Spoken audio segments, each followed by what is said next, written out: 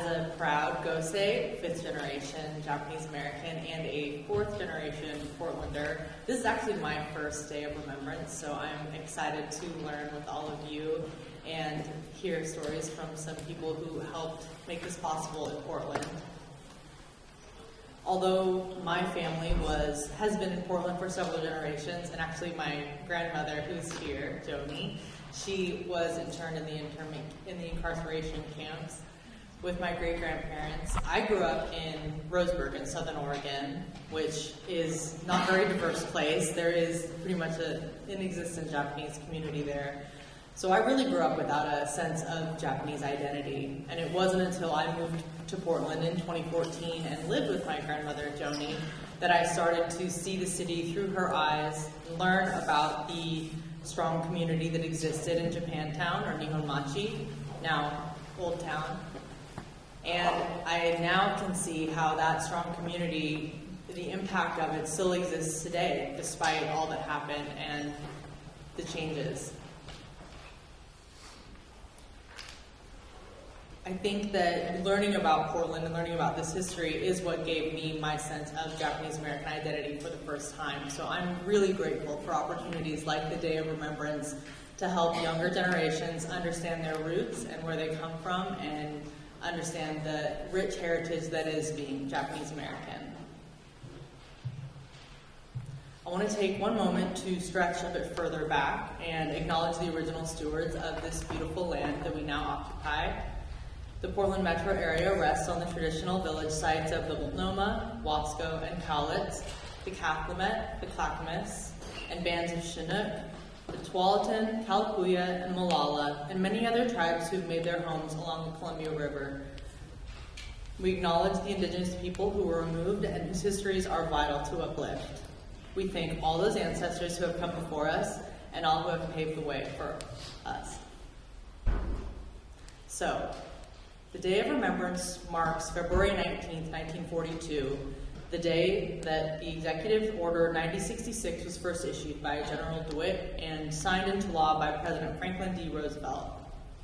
This date is significant not only to Japanese Americans, but all Americans, because it violated our Bill of Rights, and it marked the first forced removal due to military necessity, and resulted in the forced removal of 125,000 Japanese and Japanese Americans along the West Coast. First, many were held in assembly centers, often in hastily repurposed stalls where animals were held recently. Most went to one of 10 concentration camps that were located throughout the U.S., but we've since learned that there was more like 75 sites of removal. Initial FBI sweeps took community leaders to prison camps in desolate places for unknown periods with no information for their families. In Portland, 200 men were removed from Nihonmachi and sent to Fort Missoula in Montana. The first ever Day of Remembrance actually happened 45 years ago to this day, and it started just north in Puyallup, Washington. Harold Bones Onishi and Jim Sujimura invited the Seattle organizers to come to Portland to make the same space here for these healing conversations. These first two events, first at the Puyallup Assembly Center in Washington and then in Portland, were the first times that the Issei, the first generation, and the Nisei, the second generation, could acknowledge the pain and loss and begin to heal, breaking a silence of 30 years. The Day of Remembrance has since become a national event for Japanese Americans and for all Americans. This is a part of American history that's never really been fully taught. Never again is now. We want to thank the Portland chapter of the Japanese American Citizens League and the Japanese American Museum of Oregon and the JACL leader Marlene Wallingford for their efforts to make today so special. First on our program, I'm going to introduce Jeff Matsumoto, who is the president of the JACL, and he's going to kick us off today. Jeff is Yonsei, 4th generation. He moved to Oregon in 2000, originally from Lodi, California. Jeff has been an elementary teacher of 1st, 2nd, and 3rd and 4th graders in Harvey Clark Elementary School in Forest Grove. He proudly carries on the legacy of JACL with a focus on creating greater membership engagements and strengthening ties in the Asian American and Pacific community.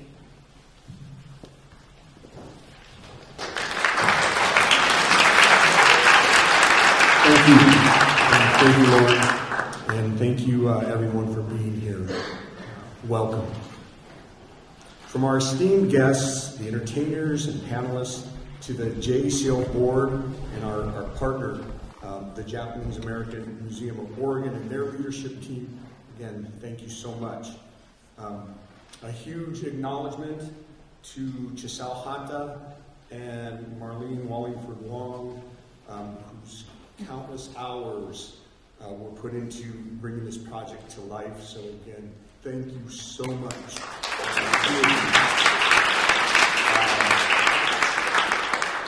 And then finally, I just need to say thank you to our members and our donors whose contributions make this event possible. I hope our program brings joy and pride in who we are, that it brings an acknowledgement and a cultural awareness to who we are, and that today offers an opportunity to engage ourselves and learn and listen. Let us look for ways to channel our energies so we can be more civically engaged, work in our philanthropic efforts, become organizational activists, or maybe even volunteer a couple hours a month. I do hope that this program will inspire you to be involved in the things that we do. So thank you once again, and enjoy the show.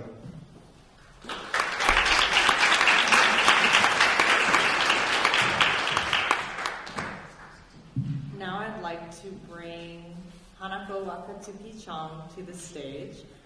She is the Executive Director of JAMO, Japanese American Museum of Oregon.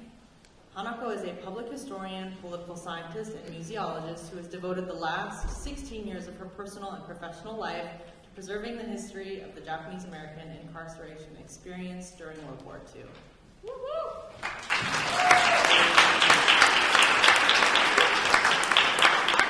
Hi everyone, thank you all for coming out, and I'm going to lean closer because I feel like I need to talk into the mic so y'all can hear me.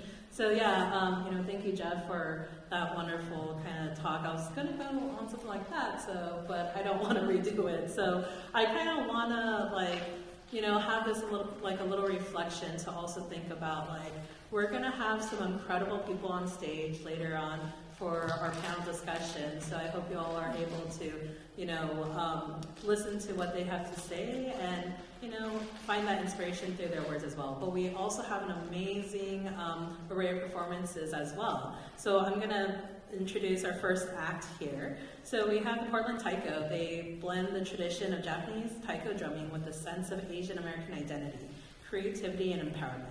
They were formed in 1994 by Anne Hishimaru, Zachary Semke, and the Japanese American community activists.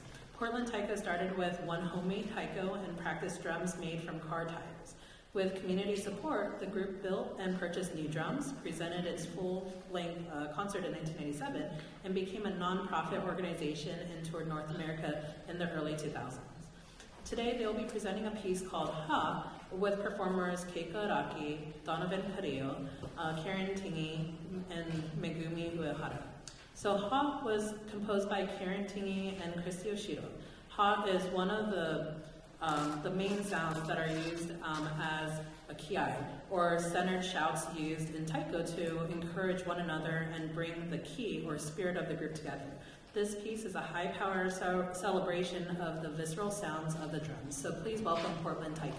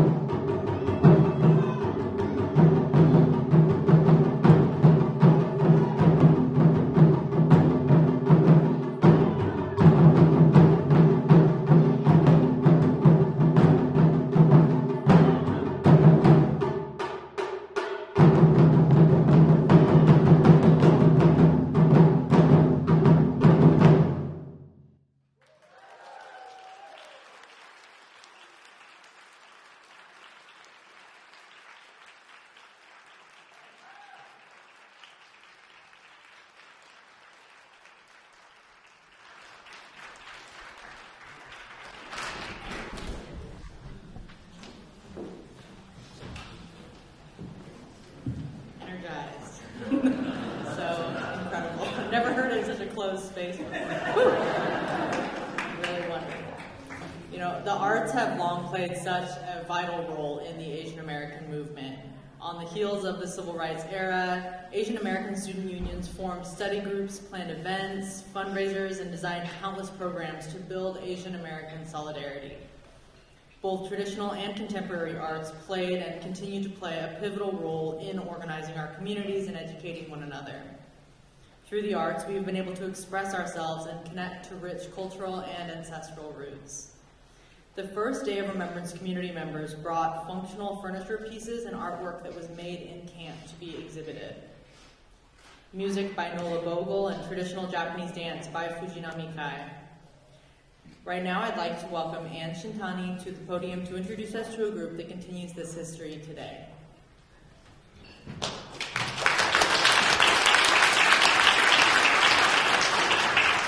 Hello.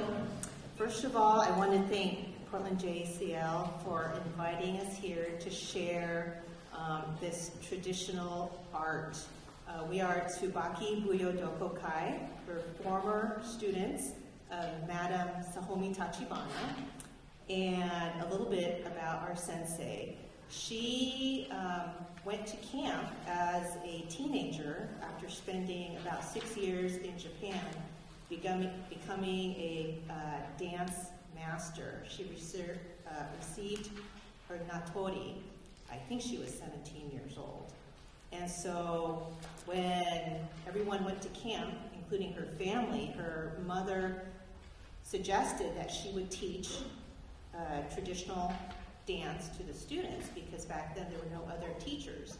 So at 17 years old, she taught, I think, 30 students. And so in a article that I read online, Ichibei, because she never told me this in all the years that I've taken lessons with her, I had to read it.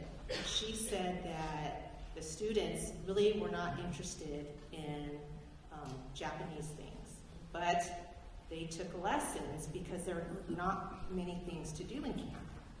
And so when they had their dance performances, they had this acclaimed Buyo dancer and all these students. And if you can imagine all their kimonos and, you know, the parents and grandparents creating the backdrops, turning the mess halls into these grand theaters, taking them to a place to forget.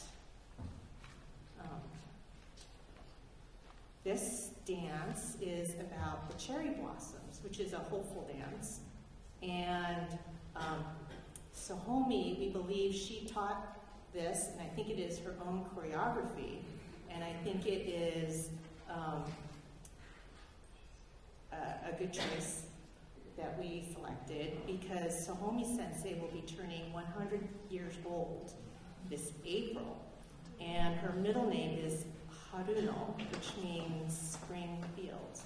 So this is for our Sahomi Sensei and for remembrance. This is Sakura, Sakura. Oh, and our other dancers are Yoshiko Kamata and Ritsuko Fujiwara. Thank you.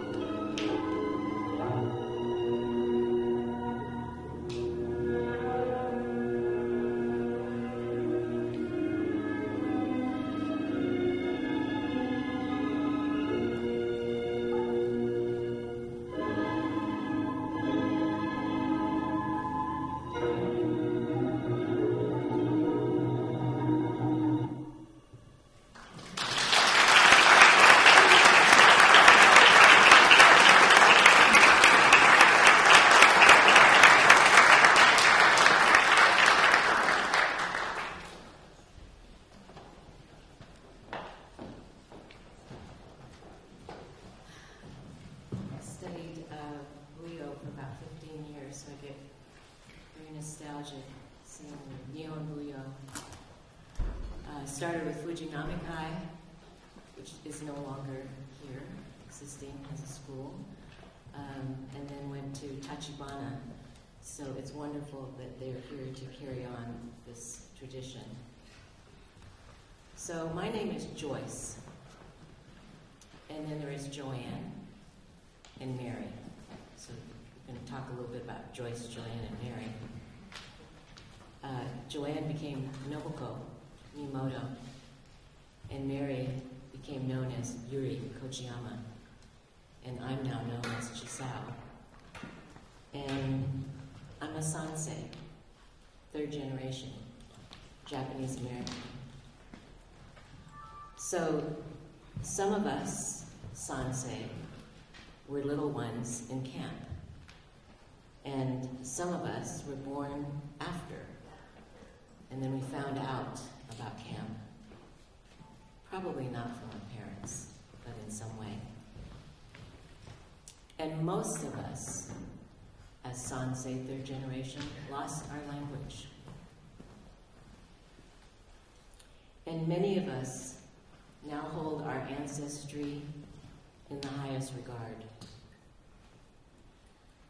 We were a small group of Sansei involved in the first Day of Remembrance.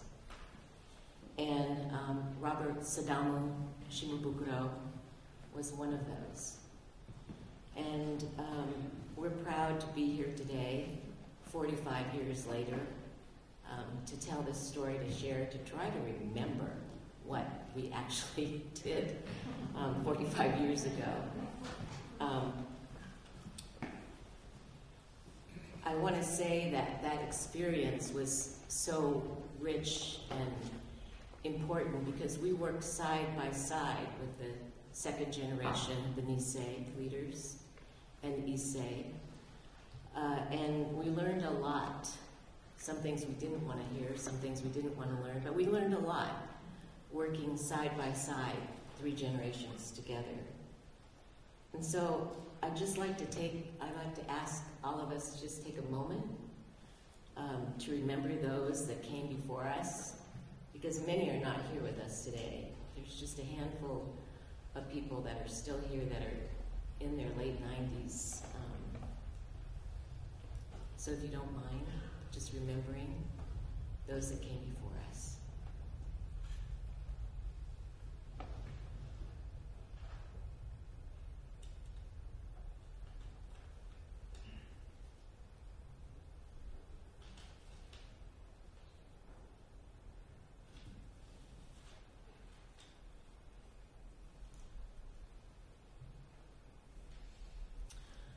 Robert Shimabukuro was radical.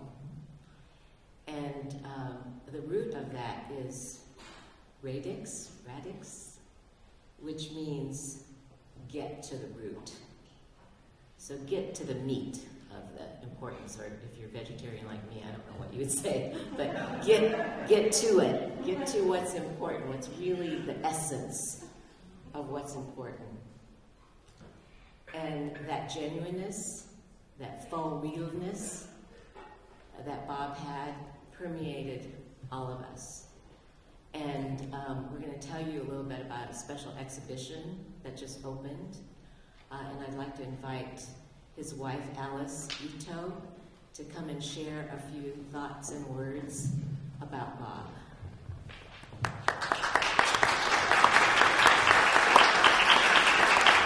Thank you, Chisao, and thank you everyone for being here. It's wonderful to be part of this gathering, and especially because I love the way that it's integrated with the arts, culture, community, activism, and awareness of the past and the now.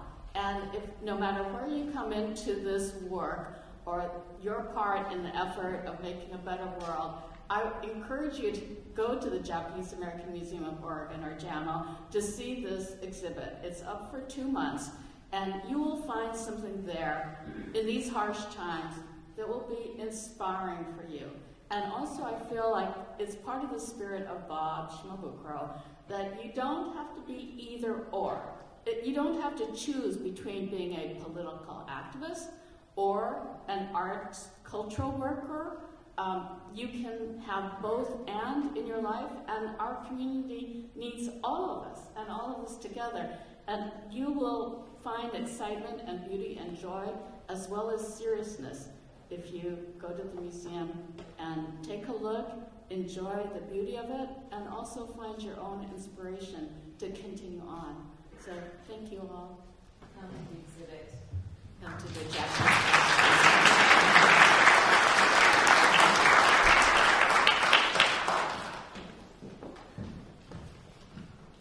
Looking forward to going to that. So now I want to introduce our panel moderator for today. Mira Shimabukuro is a poet, writer, and teaching professor at the University of Washington, Bothell, where she teaches classes about writing, the politics of language, and memories of her own Japanese American incarceration. Her book, Relocating Authority, Japanese Americans Writing to Redress Mass Incarceration, focuses on the ways that Nikkei prisoners wrote to redress their imprisonment throughout the incarceration period. Her poems can be found in journals such as Calyx and Bamboo Ridge Quarterly.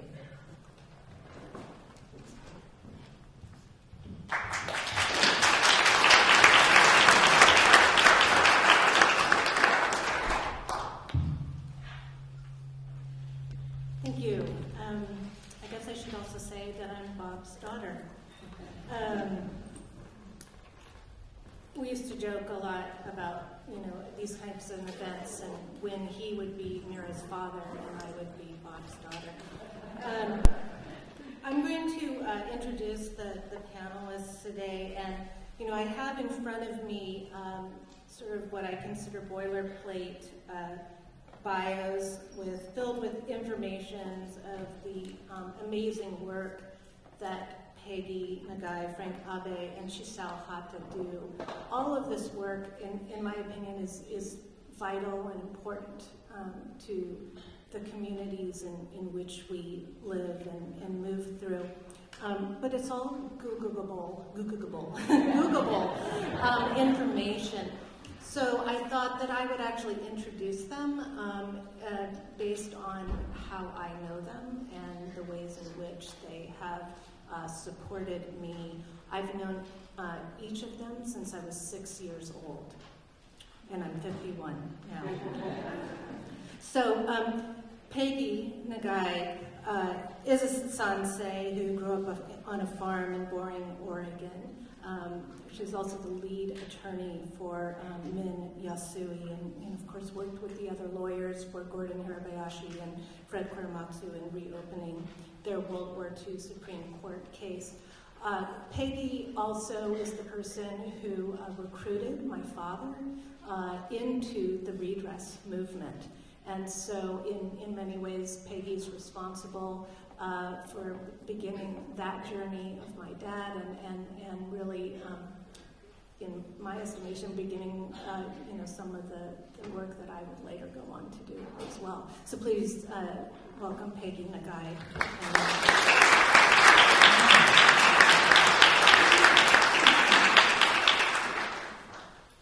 Frank Abe. Oh, there it is. Okay. So Frank helped produce the first ever Day of Remembrance as well here. He also helped produce the first one in Seattle in 1978 with Frank Chin, a screenwriter and activist. He helped organize car caravans and media events in Seattle and Portland that sort of publicly dramatized the history of Japanese Americans. He's, at the time, Frank tells me he was 27 years old and an unemployed actor when he was doing this work. More recently, he's the co-author of We Hereby Refuse, a graphic novel about JA resistance to wartime incarceration, and the co-editor of the upcoming anthology out in May on the literature of Japanese American incarceration. Frank is one of the people that I consider sort of my part of, in my mind, when I was finishing my doctoral work, a part of my community dissertation committee, in which he really pushed me to take my research seriously and follow the leads that I was uncovering. So please welcome Frank Abe.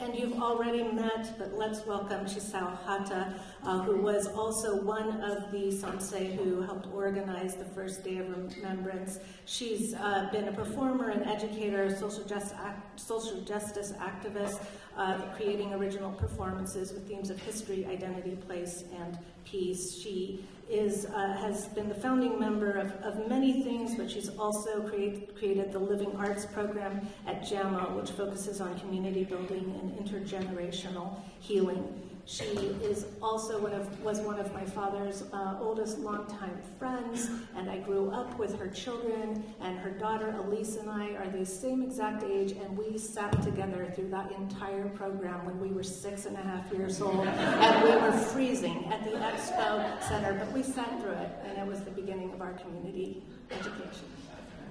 Please welcome her.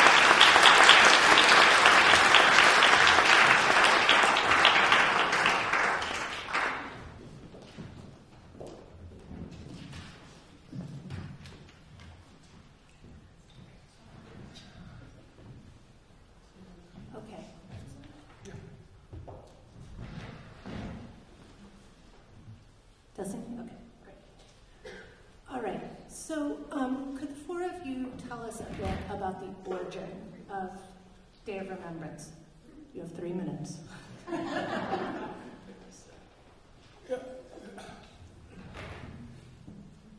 A lot of you, by the way, I'm curious, how many in the audience were actually here 45 years ago to the day at the Portland Expo Center for this event, besides me?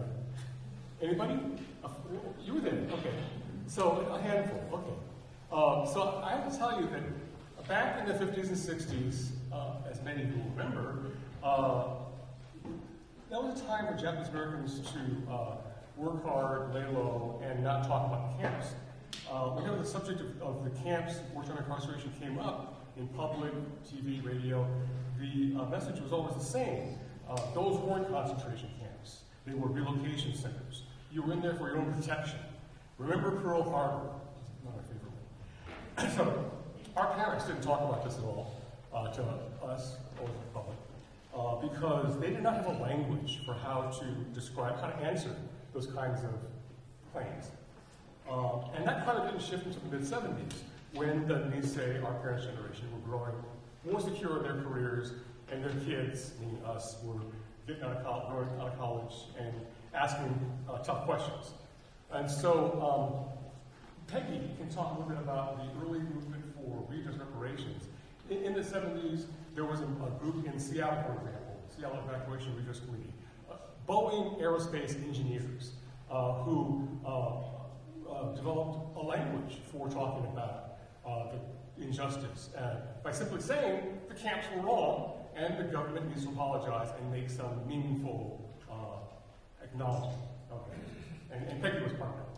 So, I think redress started a long time ago. It started after World War II, and there are some particular people who were actively involved. Edison Uno was a political activist in Nisei in San Francisco, and he, in 1970, asked the National JACL to look at redress and reparations. He was avid, a one-person activist show with Okamoto. They don't know. Yes, I know. It's like, do we remember all this stuff together? So the other person that Frank talked about, Henry Miyatake, was an engineer at Boeing, and he also was on the JACL's political education committee, and he started also at the 1976 JACL convention. He started bringing ideas about redress, and they voted for redress, but they didn't do anything about it. They voted for redress again, and then decided to go with a commission that was created, a congressional commission. I was on the National Redress Committee in 1978, where we formulated the $20,000. We formulated it. Was it 25,000? Oh, okay, 5,000 more. Yes. So $5,000. But really, there are a couple of us lawyers on the committee, and there was no way to be able to formulate something that was reasonably like a penny a day for the incarceration plus the interest for 40 years. I mean, it just didn't happen. So we essentially just pulled it out of the hat. So in 1978, at this convention in Salt Lake City, Yes. the Sayonara banquet speaker was a California senator named Chisao Hata, California, junior senator, made his name shutting down student protest at San Francisco State University, went to the Senate. And he reacted violently, interviewed in his hotel room after the convention. A reporter asked him, what about this $25,000 for each Japanese American incarcerated? What do you think about this? And Hayakawa's response was that it was absurd and ridiculous. The relocation was perfectly understandable. Even JCL supported it at the time. And this was printed in the Wall Street in the Salt Lake City Tribune, picked up by the Associated Press, carried nationally. Wall Street Journal picked up the theme, joined the attack, accusing us of guilt mongering, of snapping at compensation for ancient wrongs under the guise of human rights, and condemning a broad society in which collective guilt for past sins has become a commodity to be traded, mongered, and exploited by supposedly trying to trade 3 years in camp for cash. I want to read you real quickly Shosuke Sasaki's appeal for action in the Seattle Redress Committee. Shosuke was the conscience of the Seattle Committee with Henry. And because I mentioned language, and not having a language to answer remember Pearl Harbor. And Shosuke wrote in the appeal for action, which was circulated all JCL chapters in a cassette tape. Passive submission or self-abasement, when confronted by government tyranny or injustice, was alien to the beliefs held by the founders of this nation, he wrote. By custom and tradition, any American who's been injured as a result of false accusations is expected to bring those responsible into court and obtain a judgment clearing his name and awarding him monetary damages from the offending parties. Failure by the slandered or libeled person to take legal action against his accusers is often regarded by the public as an indication that the charges are true. And this was tough. I'd never heard any Japanese American talk like this in my lifetime. I was 27 at the time. I know my eyes are open by this. Also, we need to know that the Oregonians supported S.I. Hayakawa's letter. Richard Notes, publisher, right, said that it was unfortunate, but there's nothing we can do about it. So in this area, it was not well received. And so in Seattle, Henry, Miyazaki, and Shosuke, they felt that they should slip away. Enter the scene a Chinese-American playwright named Frank Abe, who was covering this story at the time. Frank recognized, he came to me and said, Japanese Americans are making a bold move, but they're in danger of losing public opinion. You need the public on their side. If you lose redress, you lose Japanese American history. And if you lose your history, you kiss Japanese American art goodbye. And he knew how to push my button. So I said, oh God. So I was recruited to spend the next 2 weeks with my then girlfriend Kathy Mullen to organize the first Day of Remembrance in Seattle, car caravan California Grants. Very successful.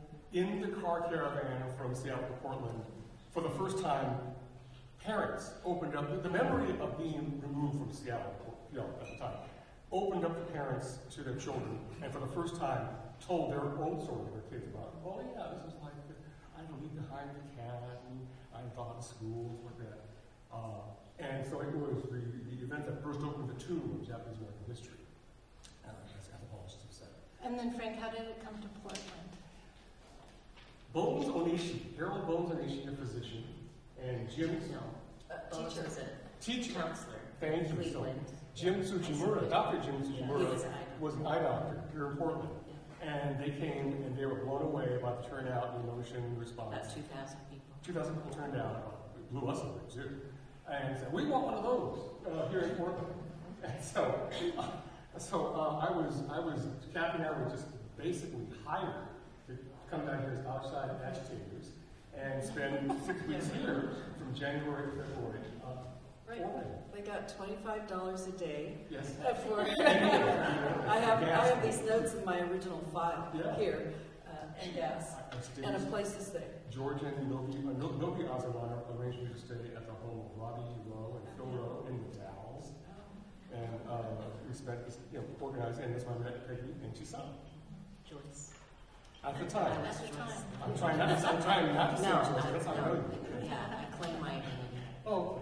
my maternal grandmother's name, Chisao. I wanted to lift up Frank a little bit because, as this Frank mentioned, his role was pivotal. And you back up a little bit when Lauren mentioned, the Asian American movement came on the heels of the civil rights movement.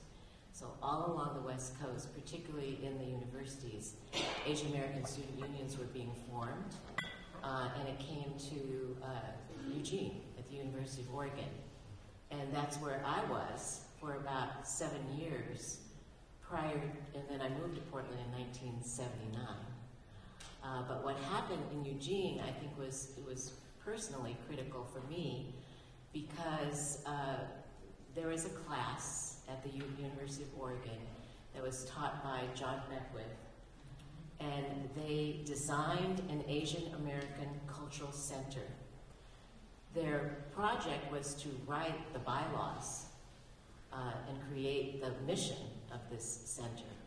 And so what ended up happening is the student union carried on the work of the student union, but there was a group of people in the community, which I was one of those, who then took on the bylaws and recreated the Asian American Cultural Center, which might have been one of the first cultural centers in Oregon that was truly Asian American. So when I came to Portland, I was looking for the Asian American Cultural Center, and this was long before days. Okay, I have to also say, there was no email. There was no social media. There was no internet. I remember, this is so. Anyway, Kini Tamara in the Nikkei Jinkai Hall with her mimeograph machine in between her cigarettes. I remember that's how we were organizing. We created flyers for every event. We go down to the bowling alley, and that's where we got people, to get involved and know what we were going to be talking about. So that always kind of, like when I saw some telegrams, I'm like, telegrams? What were telegrams? And when we were first remembering, Peggy and I were like, how old were you? How old were you? I mean, we were in our 20s. We were in our mid-20s. And I think that's remarkable, actually. And I had 3 children by then. And so that's what pretty much kept me busy. But Frank Chin, people like Frank Chin and Nobuko Miyamoto, Christine Choi, Janice Midikatani, artists who were traveling through this Asian American student union, we began to call it the Rice Circuit, would go from California all the way up through Seattle. Portland and Eugene happened to be on the stopping grounds. And so I was able to meet these artists who were not only inspiring, but just to see that they were creating work with the voices and the experience of what it meant, how we were defining what it meant to be Asian American, to be Asian in America, to be Japanese American. And so the Sansei generation that I mentioned before, it was, we lost our language and we had to just kind of figure it out by, my experience was growing up in Des Moines, Iowa, and going to a campfire girl camp or Bluebirds or some group. And, I think you've heard this story before. They said, so how many of your mothers were in camp? Well, I had heard the word camp. And so I stood up and I was so proud because, and then I went back and I said, yes, they asked us if you were in camp, and I raised my hand. And that's when my mother first said, it wasn't the same kind of camp. Not a summer camp. Not a summer camp, definitely not a summer camp. I'm wondering if the three of you, since, not many of us were actually at the day, could say a bit about what happened that day. What did the day look like? Can we talk about the steering committee just a bit? Sure.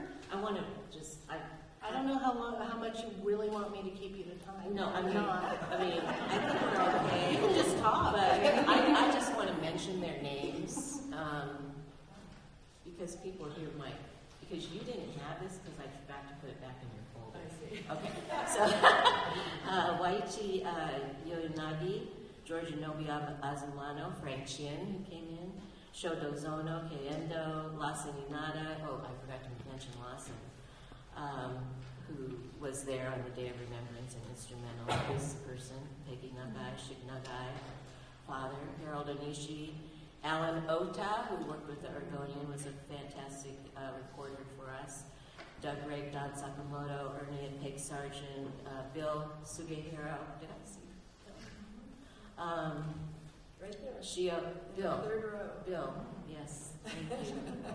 Shio Uetake, Homer Yasui, Kathy Wong, Jim Sujimura, and we met in the Nikkei Jinkai Hall, which was an old town, which every time I go by there, I remember that room, and the 2, 3, all the room was tables and chairs.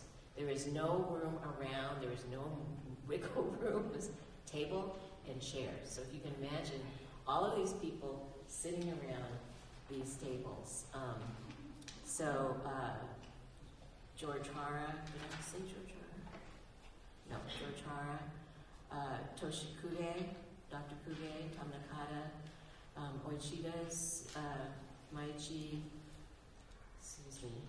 Oyanagi, Sam Iwamoto, Henry Uena, Rosamito, Haruo Ninomiya, were like Gary Akiyama. These are names of people you may know or you may remember. So I just wanted to call their names forward, that we were all sitting around that table. They were getting us mixed up because they called me Peggy, they called her Joyce. Anyway, Mise Nin. But the reason for the steering committee, Chisao, was to get the community working together. Yeah. At the time, Nisei Vets didn't talk to JCL. The Buddhists didn't talk to the Christians so much. And so there were these, and the Issei didn't talk to the Issei that much either, frankly. So it was, the steering committee was an attempt to unify the Portland community around a single idea that everyone could agree upon. Not religion, not military service, but just the idea, yes, the camps were wrong, and it's time that we say something about it, and the time to talk about it. Talk Because it about hadn't been talked about. But and more than talk about it though was I've saved these posters for 45 years. But I mean, Frank Chin, the playwright, did invent the name A Day of Remembrance. That was his. And in fact, it was his original ideas were to have a caravan that would a media blitz that would form a caravan from camp to camp to camp to camp. Not to form all these organized days, but let's do a media blitz. Yes, all about media blitz. His first idea for Piola was to recreate the eviction from Seattle, gather in Pioneer Square, get suitcases, replicas of family tags, get in your cars, drive to Portland, go to Piola, go to the fence, and we would handcuff ourselves to the fence and be arrested. And that would get some media attention. And Henry Still doing that today. So dramatic. Street theater. And Henry and Josephine were horrified, as was I, and said, no, Frank, no. We want a family event. So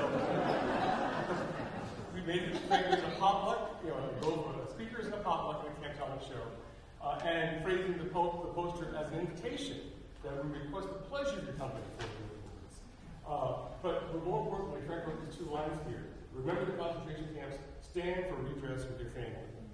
The important thing was to bury the word redress inside the poster so that it was still clear. This was not just talking about it, not just commemorating, it was action. It was political. Getting behind Peggy's National Redress Committee. And then framing around both a car caravan from Eugene and a car caravan from Seattle that would come to the Portland Expo Center and meet. Portland Expo Center, of course, being the Portland Assembly Center, historically, what people in Portland would say, the livestock hall. Livestock Portland Livestock Exposition. You know, so, and so the two would meet at the Expo Center. And then Dr. Toast Kuge, had been working for 2 years to get a plaque to memorialize the Expo Center as the Assembly Center. And so that finally happened around this time, and so joined the plaque dedication. And all the co-sponsors here. So it was framed as a family event, and based on the turnout in Seattle, it showed people, Japanese Americans across the West Coast, that you could come out in public and stand for redress with your families, and there would be no mobs, no angry whites, no white backlash, and a media blitz getting the public opinion on our side, getting the media on our side. So, how many people came out in Portland? 1,500 or something. At least 1,000. 1,200 to 1,500 came out. And some of the things we did was, and I still have this, is they signed these family tags, and so I have my mother's and my father's tag here. After 45 years. So Mira, do you have another question? Yeah, I want to do a time check on where we're at, because I will prioritize. We're good. We're so good. We're so good. We're so good. Okay. Let's see. I'm wondering if you can say, maybe just tell like a specific memory that you have from the actual day in terms of how things unfolded. Well, I'd not met Minoru Yasui before, so this is the first time that I saw him, met him. I worked with Homer, his brother, and we were co-chairs of the Portland Redress Committee. We resigned in protest together one time, and then they brought us back. So when Ben stood up to talk, and he had this booming oratory voice that went throughout the hall, it was like, wow, where did this guy come from? And little did I realize he was from Hood River, Oregon, and he was born and raised about 40 miles from where I was raised in Boring. So that was really a monumental moment for me. There's a couple. One, it said, bring your own potluck, but there was a group of mostly women from the churches who made about 2,000 bento. And I remember them just cooking and organizing and everybody getting fed. It was miraculous to me. And it was all gochiso, it was all really good Japanese. It wasn't like throw some food together. You know, they had put some thought into this food, into feeding the people that came. The other thing for me, because I was more the behind the scenes kind of person, and we did an exhibition, and we called for people to bring their artwork, their whatever they had in camp, and they listened, but not before. They brought it the day of. They brought it the day of the event. So I think it was Bob and I. We were like scrambling, trying to make the tags, trying to set everything up so it looked nice. And so we were just in another place. We missed a lot of the program, the Nisei vets.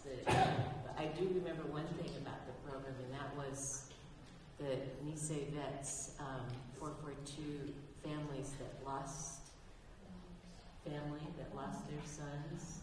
They had the seats for them. in the audience. I remember that. There was Color Guard, Color Guard. and Nola Sedai vocals, and I wanted to call her. She's still with us here with the Unidoka Swing Band. I remember someone commented that the event reminded her of a pre-war Issei community meeting with lots of speech making and children running around. One of which was you. She was quietly sitting there. Yeah, I'm sure. My memory is this horrible. I have horrible memories of the day. But Tricia Toyota was a TV reporter. Isn't she from Portland? Yes, she is. She was Kathy Kuber. And Kathy Kuber wrote KBTU at the time. Tricia was in KNBC in Los Angeles. She came up for this event here in Portland. And she was very hooked on the idea that the car caravan from Seattle would arrive at the Portland. She wanted to get it on camera for TV pictures. But the caravan was nowhere to be found. Check that. The caravan arrived early, and Tomi Momoguchi was leaving the caravan from Seattle. And I had to send them back to Jansen Beach because Trisha's cameras weren't ready. And then I had to go to a phone. There were no cell phones back then, right? So I had to go to a phone booth and go call them up and so okay, bring the cars now. Yeah, so totally let the car caravan start. But so Trisha got her pictures for ABC. What, when you think back to this time period, like what do you feel like were the driving issues? Like what sort of, like the political context, if you can think about that? Fear Fear and and anger. anger. Yeah, definitely. Fear The and anger took issues off, and a lot of the decisions were consensus, which led me to eventually leave organizing. The consent, I just remember sitting there until like 11 o'clock at night sometimes for people to reach some consensus. I mean, I know it's a valuable tool. It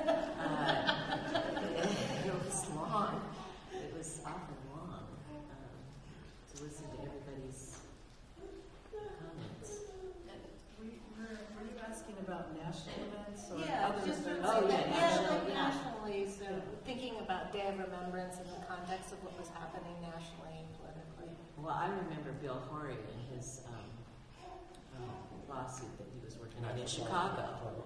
I mean, I guess it was one of the first times it really felt like a national movement, and we were organizing nationally. We knew what was happening in Chicago and in DC and in San Francisco. There was no internet. And I think in general, we were going for redress. It was kind of that time, and how do we capture the moment? So how do we capture the moment for redress? How do we build the momentum and the publicity? And the Days of Remembrance were one such vehicle. So John Tateishi in 1978 was a new committee member for the JACL National Redress Committee, and he talked to, and probably you, Frank, talked to people in San Francisco and LA to have Days of Remembrance on February 19th, 1979. But that was happening, and then a couple of years later, the Quorum Nobis cases, we got together as lawyers for the Quorum Nobis cases, and at the same time, the Congressional Commission was founded, and they had hearings around the country. So it was this whole push. This is our time to push. But as people said too, there was anger. I certainly was angry, having read the Korematsu case in con law, and thinking there was nothing that we could do to right this wrong, to make these 3 years of my own torture in law school worthwhile. So that was it was the spirit to me of the times. And people were really debating about how to approach it. It wasn't like, oh, let's enter a bill and let's do it this way and let's do it that way. It was years of work and organizing and conversations. And when the first organizing came out and discussions around the Presidential Commission hearings and how they would happen, and the explanation was it's going to be a two-step process. One, they're going to first see if a wrong was committed. And two, if in fact it was determined that a wrong was committed, then there would be appropriations. That took months. 2 or 3 years. I mean, I'm talking about, some people were not, no, we're not doing a two-step thing. No, we fought a good one. Yeah, no, we're not going to do it like that. No. What do you mean? You think it was wrong? We have to prove it was wrong? Having said that, Chisao, history has shown that, in fact, the Wartime Commission on Rehabilitation of Civilians did create the factual foundation for Congress to have a basis on Congress to act. And 10 years later, in 1988, we go from guilt monitoring to Civil Liberties Act. President And Reagan. who we had in our leadership, too, in D.C., made a huge difference. And I was one of those people, I was one of the members of the National Redress Committee that said, why do we need a commission? I mean, we know it was wrong, let's just go forward with the legislation. And I too, as Henry said, I too realized afterwards that this was an incredible step. I mean, I was a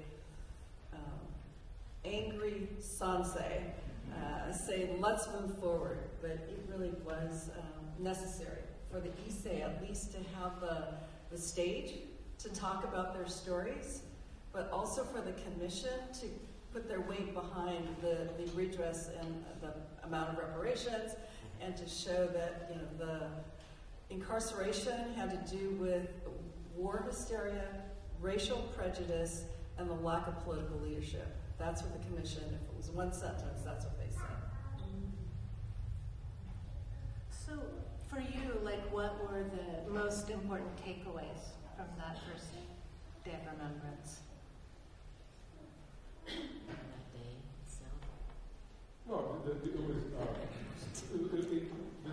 Days of Remembrance, Seattle and Portland, lit the spark for the popular grassroots campaign for redress. Took it out of just JCL national conventions, talking to themselves, out in the public, and getting public opinion turned around on the issue, so that within a 10-year span, which is a remarkably short legislative span for legislative change in the U.S., 10 years, to get from bill monitoring to civil liberties. I think my father and I were interviewed by a local the Sandy Post, a local reporter. A big Sandy. Yes, and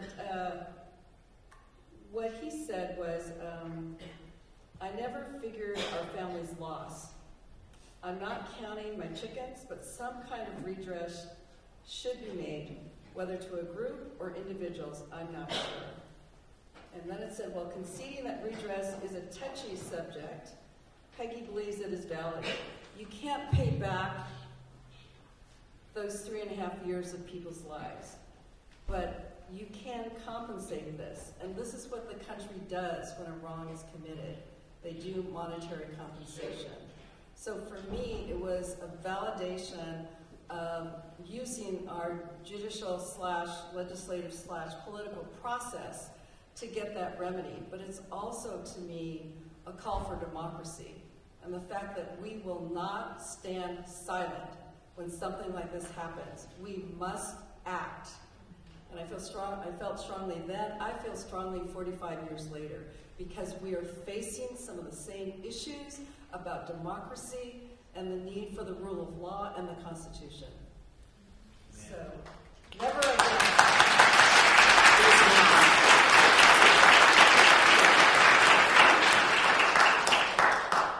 We should add that the redress was not for property losses. The redress was for violations of the Constitution.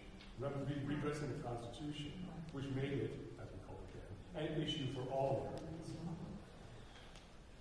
Also, it was the first time so many people had talked about this experience. And the hearings, not just the day itself, but then the years to follow, the organizing that followed, meant the workshops that we had to prepare people for the hearings, we went to Seattle. I may be jumping forward, but that work was, for me, deeply significant because we had to figure out how to create the way that people would feel comfortable talking, that would open it up for people to tell their stories. Issei were dying rapidly. I mean, by the time 1988, I mean, we lost so many by then. But as we were preparing for the hearings, I think that whole process of reclaiming and even being able to share with another human being this very personal, emotional, devastating, traumatic experience was a shift in how we looked at it. So on the ground, we had to work with people to find people to tell those stories who are willing to go in front of a commission, willing to, just think about it. Now, how many of you would go in front of a presidential commission and tell a really important part of your life story, and you only get 5 minutes, and you know you only have 5 minutes? You have to work on those testimonies. We had to practice. We had to get everybody ready. We took 26 people from a bus that left from Oregon Buddhist Temple up to the Seattle Community College. It was an event, and those testimonies were really powerful. My personal experience on the bus was working with someone who probably had a 20-minute testimony. So the entire 3 hours was editing with them. Well, can you let this go? Well, is this so important that you need to tell this part? And I think maybe, I don't know if it got to 5 then and went back to 20 and then went, I don't know, but that process of helping people individually, working with community people to talk about these stories is still what we're doing. It's a big part of what I continue to do, listening to the stories and listening to the history. And if folks are interested, a lot of those testimonies are available through Densho. Cherry Kanoshita donated all of her papers, and she is a thorough record keeper. So Yeah, thank you for bringing that up. yeah. Okay, so sort of moving to the now, how do you think that work on that first day of remembrance, how does it inform the work that each of you do today? The experience of turning around a nation on an issue showed me as a writer that we could also turn around our community to confront internal issues. Once we won Redress, we could begin to address issues of, why did JCL cooperate with incarceration and collaborate with the government, and also why did our community suppress voices of resistance in the camps? So it led me on to, with Frank Chin, it led me on to stories about the Fair Play Committee, the drafters sisters inside camp, who refused to be drafted from camp because until the rights were first restored and their parents were released from camp.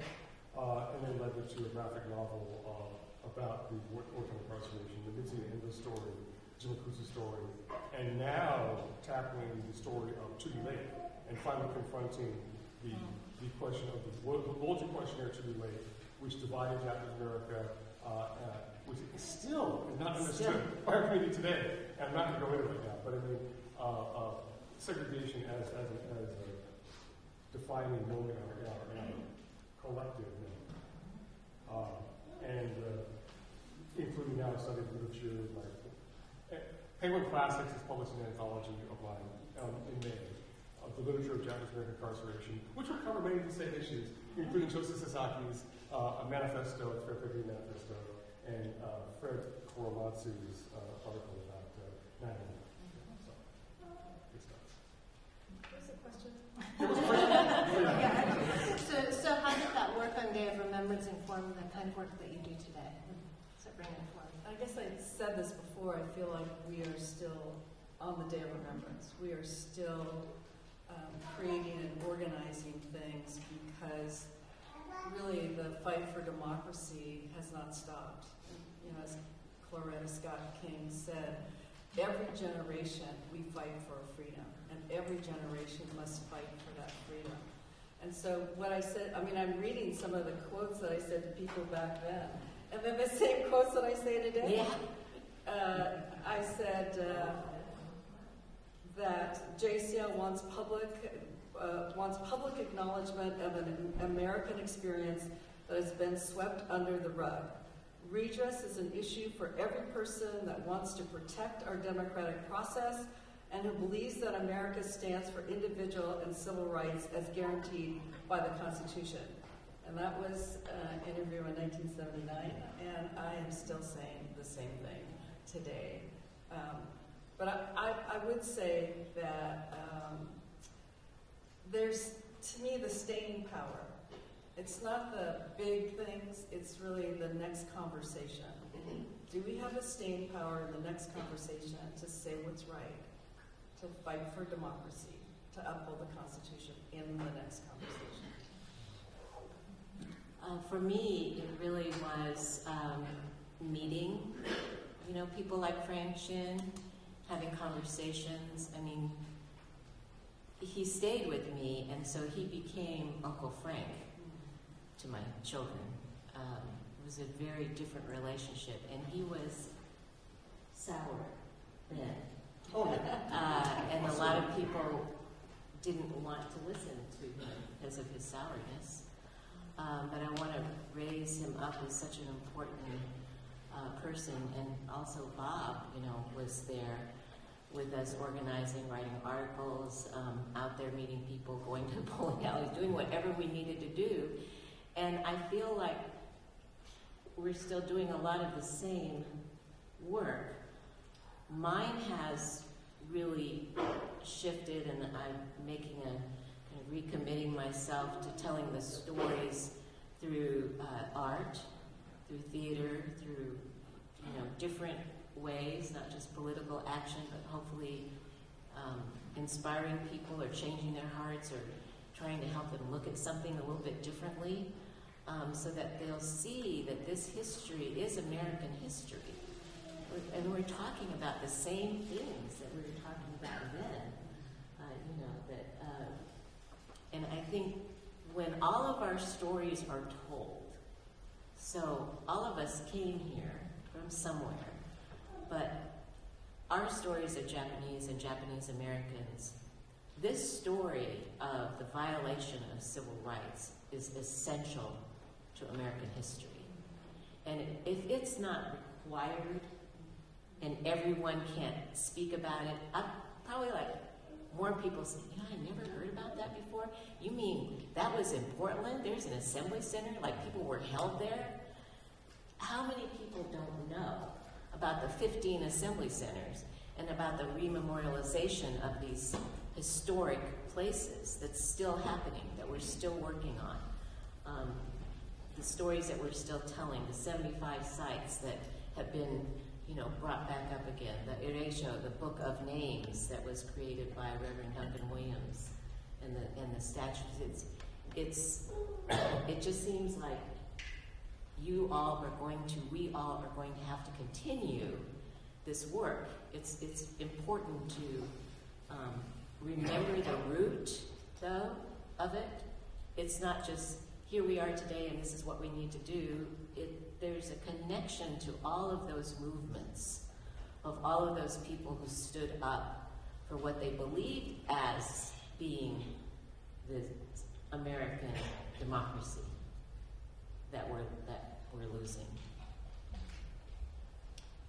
So as we wrap up, I'm wondering if you can leave us with just like some pearls of wisdom about organizing, especially given the sort of thoughts about the need for staying power and continuing the work, because there is so much necessary work to do today across many issues that intersect, I think, with the campaign for redress and reparations. Well, Days of Remembrance have become an opportunity for our community to stand in allyship with others who are similarly targeted as we were, and to be the friends that we didn't have when we were most important too. So, after 9/11, well, let me go back in the 80s when Japanese economic imports threatened the livelihoods of people in Detroit. There's a big murder victim Shin, Detroit auto workers, blaming the economic profile.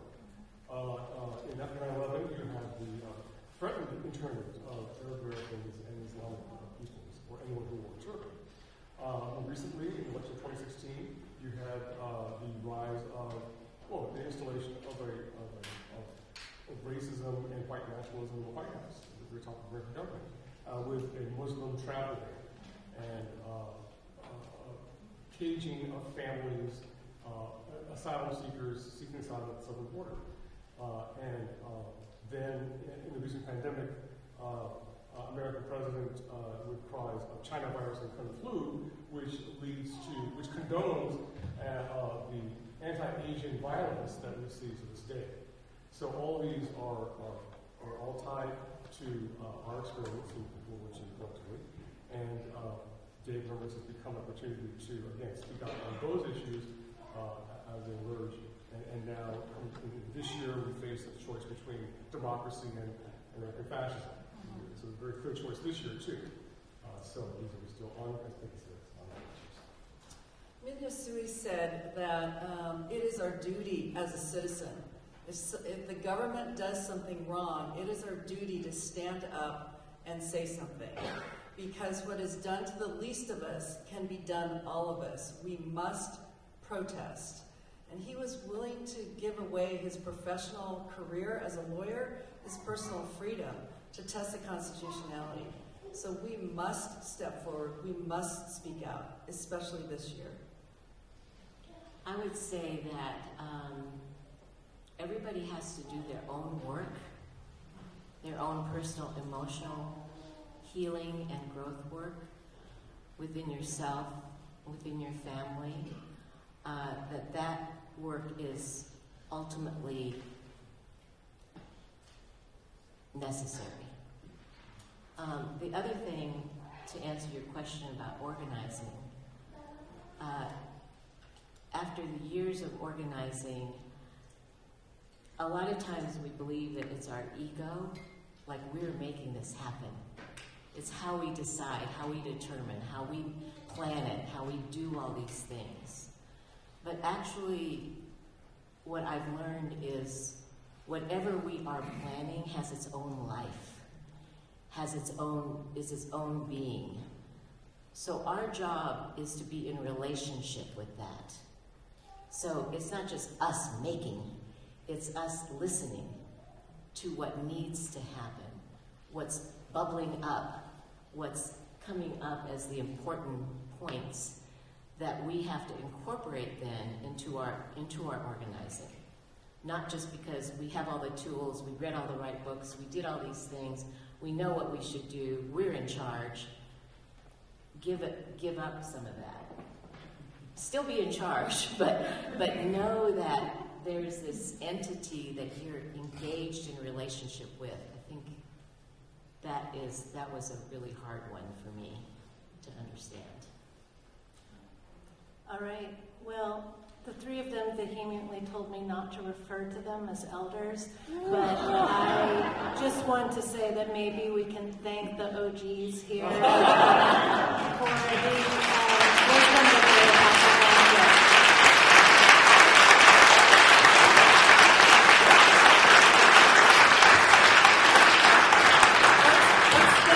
Let's thank Mira. Yes. Because when her father, I think, drafted the letter to S.I. Hayakawa that we had, Yes. Day of Remembrance, that 100 people signed, but also because Mira is the next generation, and you are our hope.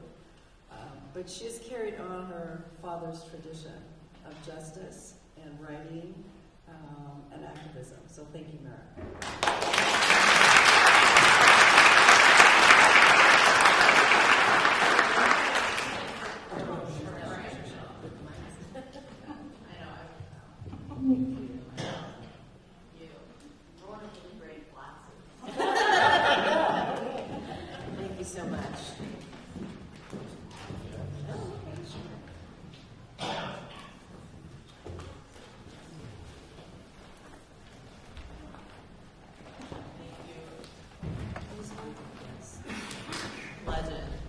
very exciting to just feel the energy from that day 45 years ago. I feel like they not only are sharing that history with us, but also those emotions that must have been extremely powerful on that day.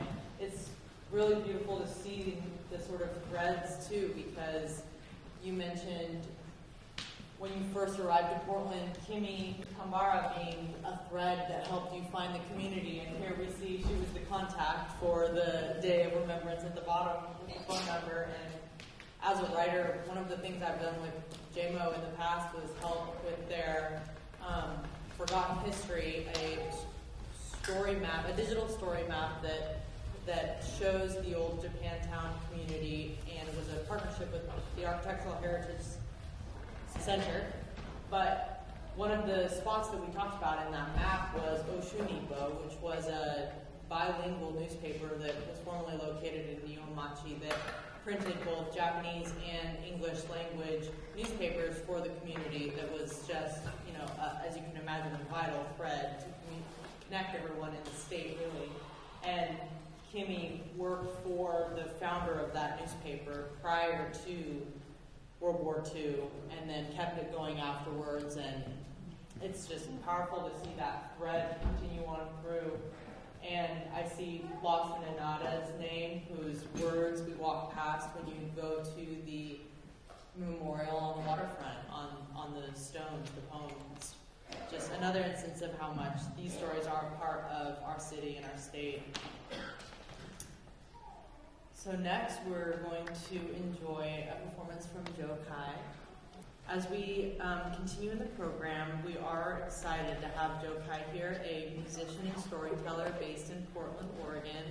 Joe's music is a tapestry of his many influences as a Korean-American immigrant, and his latest project explores his roots, melding Korean traditional sounds with everything from classical to electronic music. He is also a 2023 Oregon Arts Fellow. Please welcome Joe to the stage.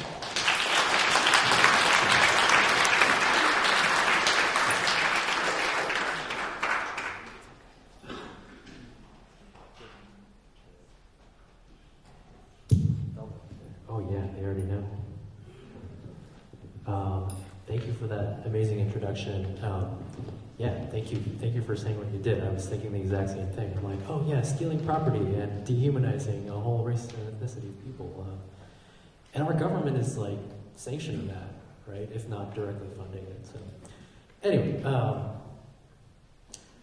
I guess I want to kind of echo what Chisao was saying. I think recently I have been doing a lot of community work. I was a founder and kind of one of the co-producers of Tiger, which is an awesome Asian American Creative Festival here in Portland, which started after after a Japanese American father was attacked on the Esplanade, right, with their child. And I think this was also with the Atlanta spa shootings. I had just had a lot of anger and a lot of emotion that I needed to get out. I also was pent up from the pandemic and was like, I need to do things. And then I burnt out completely and wholly, expending so much energy and so much of what is within me for people in the community, yes, and people that I know, people who I consider friends or strangers. But meanwhile, I was not being the dad I wanted to be. I was not being the partner that I wanted to be. And as we sit and kind of remember, I find myself thinking a lot about intergenerational trauma and how that comes up, maybe not in just the news articles that we read or in our social media feeds, but in the missed chances to connect with my father, or with the emotional absence of my mother. It can be multiple generations back. I never knew my parents, my grandparents, and they lived through a lot, and I think that fear and that hatred and that anger, though justified, it may and is, it manifests within me, and I think it's toxic. I think it is painful, and so I think I'm gonna just invite you to hold some of the actual pain of the people that had to endure this, whether you in your ancestry have dealt with that, or perhaps was part of a group that enacted that. Let's hold it lightly.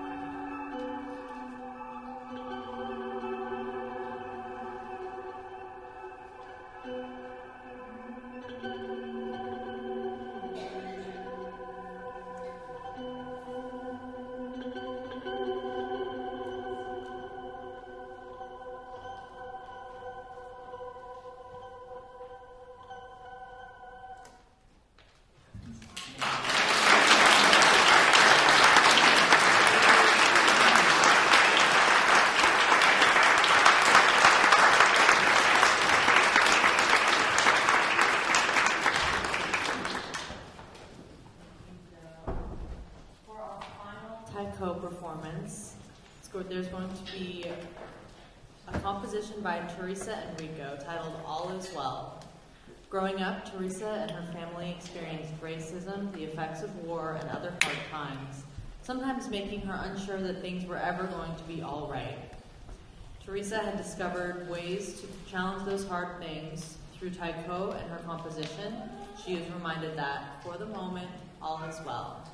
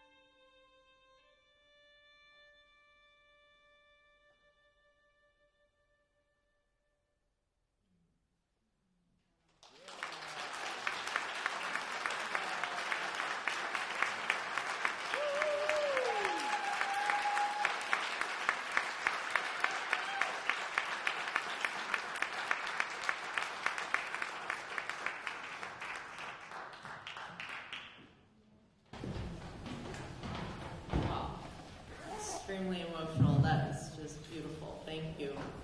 Thank you to everyone, both on the stage and in the audience, for coming here today. It's our hope that you come away feeling inspired to stay involved and to stay aware, inspired to create art and to get involved. You know, as Chisao put it, we all have work to do, and we can all do it in our own way. And for children in the audience whose parents and grandparents are still here, talk to them, record them, ask them questions, write them down. And if your children or grandchildren are not asking you those questions yet, please write it down anyways, because their children are going to want it as well. And write it down on paper, because it's too hard to keep converting to different digital methods as technology changes. They had their papers from the original Day of Remembrance, so I still think paper and pen is tried and true. But thank you so much for being here, and please be sure to visit the tables for the information on the Japanese American Citizens League, and please visit the exhibit at the Japanese American Museum of Oregon. We'll be here through April.